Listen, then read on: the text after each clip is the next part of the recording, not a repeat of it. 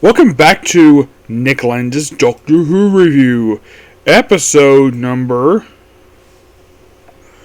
I think this is like 86. I think it is. Excuse me. Yep, 86. Excuse me. Yesterday I reviewed the previous Doctors for this one, that being the Planet of Evil. This one I'm reviewing the very next story. I decided basically for now, for my Doctor Who reviews, I'm going to focus on the Leela stories. Now, I've already discussed her final story already, so basically I'm going to go through all the rest of her stories. And then I'll go through basically Sarah Jane next. Yep, Sarah Jane, where it's one story for the third Doctor. And I think it's, how many stories with Tom? With Tom, it's basically 1, 2, 3, 4, 5, 6. It is roughly 7 stories. For Leela, at this one is basically 1, 2, 3, 4, 5. Roughly 6 stories, which is not too bad. No, it is not. Now, this is a 4-parter, obviously. Yes, it is a 4-parter. Released from the time period of January 29th to February 19th of 1977. Of course, it's written by Chris Bocher, which, of course, Tom Baker, from what I read, did not like him at all. Well, he didn't like basically how he redid the story. And there are 2 big things noteworthy about the story. Number 1, basically we get another explanation of how the whole thing. Oh, it's big on the outside, big on the inside and the outside. Basically, we get an explanation of that using cubes in a room. That this story here will be its final ever appearance of the wooden console room. This tiny room, this tiny console, which apparently had been there since like the start of the season. So yeah, this is the last time we see the damn thing. Because apparently, over the course between seasons, the thing had warped so that they can't use it anymore. So they brought up one of the previous console rooms and started the next season. And they explain this with cubes. And aside from those 2 things, I would say a lot of the story is basically continued in novels. Basically relates to. So at this planet known as. What is his planet? It is called Kaldor. As for what time period it is, don't really know. So the whole story is called The Robots of Death. It is the 90th ever Doctor Who story ever released. It's only 4 parts. So the thing has it where it opens up with the crew of this thing, which is comprised of the commander playing chess with a robot. Yes, because the whole thing is about robots. Where there are 3 different types of robots in the story. Supervoc, Voc, and Dumbs. Dumbs are robots that don't speak. Vocs are just normal robots. And the Supervocs basically. And apparently this is based upon ideas of Agatha Christie. So we have one of the crew of the ship named Chubb, who is basically doesn't like robots at all. He hates robots. Like he tells the story. Oh yeah, basically a guy gets a massage from a robot and basically rips the arm out of a socket. And well, that doesn't happen. There's technically only 2 female members of this crew. So the crew is comprised of, well, there is Yurdov. Yurdov is the commander of this particular thing. This is called Storm Mine 4, and in terms of Doctor Who, this would be his only appearance ever in Doctor Who. He does not appear again after this. Not really.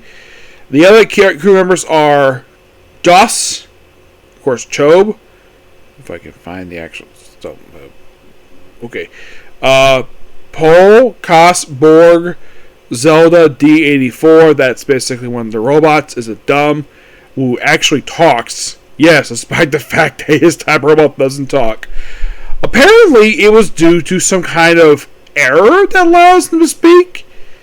And it's also SV7, which is a Superbach. He is the coordinator. Basically coordinates stuff. And so, because Chubba is like a bigot toward robots, he is murdered by a robot. How? He strangled him. And throughout the story, they kill off one by one some of the crew members. They kill off one and shove him in a hopper, because it's a mining thing.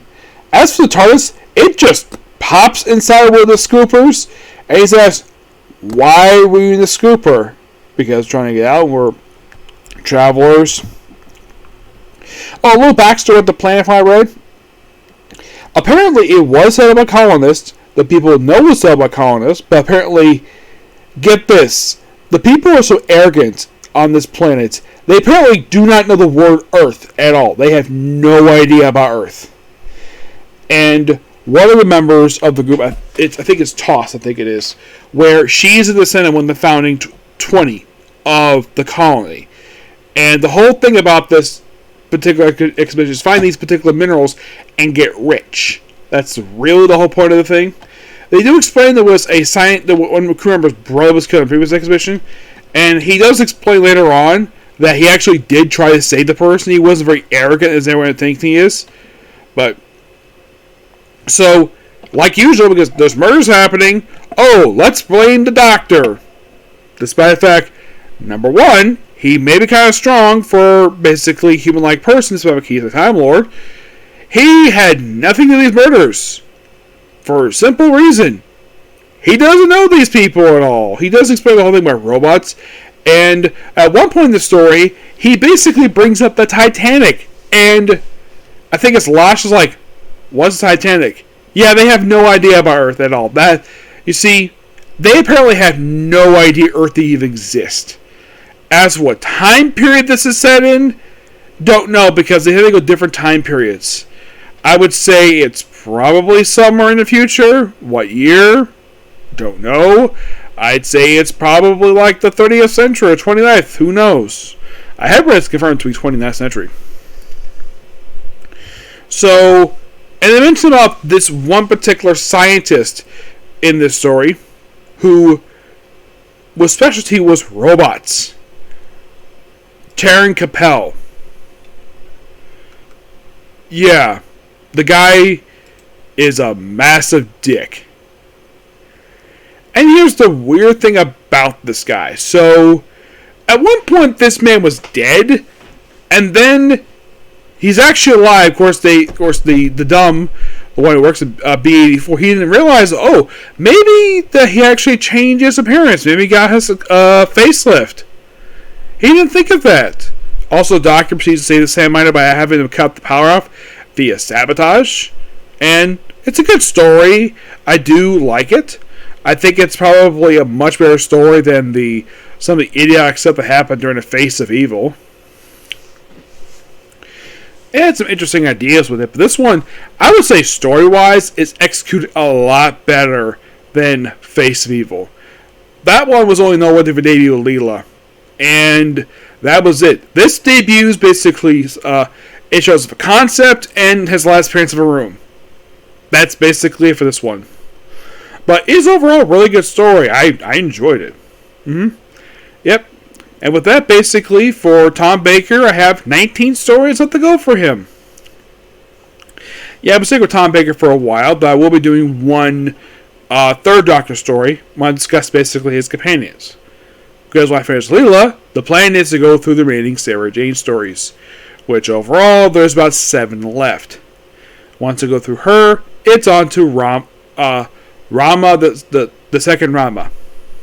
Oh, excuse me, Romana. Yes, the second Romana, basically all of her main appearances in the series. And you're probably thinking, okay, who's next? I would probably say after the time I finish Romana, I think basically I'll be done with Tom Baker at that point. So, what I'll probably do is basically go through the remaining stories for the third Doctor. basically all Joe Grant's main stories. And, okay, I would say after Joe Grant, I'd probably go through all the remaining stories for Tegan, which basically is majority of Peter Davison's run. All of her remaining stories, I will go through. Which the thing with Peter Davison is not many stories to go for him. So by the time I finish the 4th and 3rd Doctor, I basically will go the rest of 4th, 5th, and 6th, and probably go through what I have. I have some DVDs over here behind me. As for which ones to go through, who knows? But basically, that's kind of what I'm going to do right now. I mean, Doctor is something we'll really enjoy. Now, as for anything else besides basically Doctor stories, I probably will eventually get a chance to listen to more Doctor Who audio adventures. As for how, I don't know, because in the case of Sirens of Time, I was purely lucky I managed to find all the parts that one, because a lot of everything else is basically behind paywalls. Yeah. That's one thing I don't like about it. So, this is great, pretty much a particular view. Please be sure to like, comment, subscribe, turn notifications, and tune in the dislike button. Well, next up basically is ReZero and a Comic Corner, and it's probably going to be it for tonight. Okay, next video. Bye.